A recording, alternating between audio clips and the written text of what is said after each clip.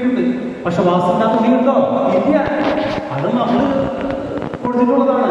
അന്ന് യേശു കുരിശ് നടത്തുമ്പോൾ ഒരു തുണിയിലൊന്നുമില്ല. അത്രമാത്രം നഗ്നനായിട്ടാണ് യേശു കുരിശ് കിടക്കുന്നത്. അങ്ങനെ കുരിശിൽ കിടക്കുമ്പോൾ നഗ്നനായിട്ട് യേശു കുരിശ് കിടക്കുന്ന സമയത്ത് യോഹന്നാൻ സ്ലീഹ താഴെ നിൽക്കുന്നുണ്ട്. യോഹന്നാൻ സ്ലീഹയുടെ മനസ്സിലൂടെ മറ്റു രണ്ട് കടന്നു പോകുന്നതായിട്ട് അവിടെ വിവരിക്കുന്നു ആ സിനിമയിൽ. അതായത് യേശു കുരിശിൽ കിടക്കുന്ന ആ സമയത്ത് യോഹന്നാൻ സ്ലീഹ താഴത്തെ കുരിശിലേക്ക് നോക്കിയാണ്. ഉടനെ തന്നെ ഈ യോഹന്നാൻ സ്ലീഹയുടെ മനോമുഖരത്തിലൂടെ ചിന്തയിലൂടെ മറ്റു രംഗമാണ് കടന്നു പോകുന്നത്.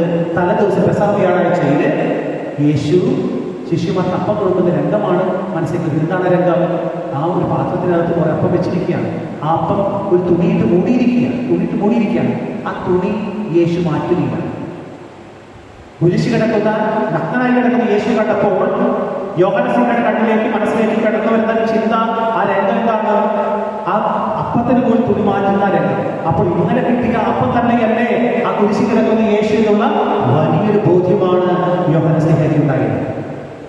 കഴിഞ്ഞ ദിവസം നമുക്ക് കിട്ടിയ അപ്പം തന്നെയാണ് കുരിശിലെ പിടഞ്ഞു കിടക്കുന്ന യേശു എന്നുള്ള ഒരു തിരിച്ചറിവ്. അപ്പം തന്നെയാണ് കുരിശിൽ കിടക്കുന്ന യേശു എന്നുള്ള ആ വലിയൊരു തിരിച്ചറിവ് യോഹന്നാൻ സ്ലീഹയ്ക്ക് ഉണ്ടായത്. അപ്പോൾ നമ്മൾ മനസ്സിലാക്കണം, വലിയൊരു വേദനയുടെ അവസ്ഥയിലാണ് യേശു അപ്പമായിട്ട് കുർബാനയായിട്ട് മാറിയിട്ടുള്ളത്. വേദനയുടെ അവസ്ഥയിൽ നമ്മൾ കുർബാന അർപ്പിക്കാൻ വരുമ്പോൾ ആ വേദനയെ നമ്മൾ മനസ്സിലാക്കണം. കാരണം യേശുവിൻ്റെ മരണത്തിൻ്റെ ആഘോഷമാണ് കുർബാന നടക്കുന്നത്, മരണത്തിൻ്റെ ആഘോഷം. അപ്പോൾ കുർബാന അർപ്പിക്കാൻ വരുമ്പോൾ വേദന നമുക്കുണ്ടാകണം. അഥവാ ലാഘവത്തോടുകൂടെ റിലാക്സ് ചെയ്ത് പങ്കെടുക്കേണ്ട ഒരു കാര്യമല്ല കുർബാന. ഞാൻ ഓർക്കുന്നു, ഞാൻ കുന്നപ്പുറത്ത് കാര്യങ്ങളുണ്ട്.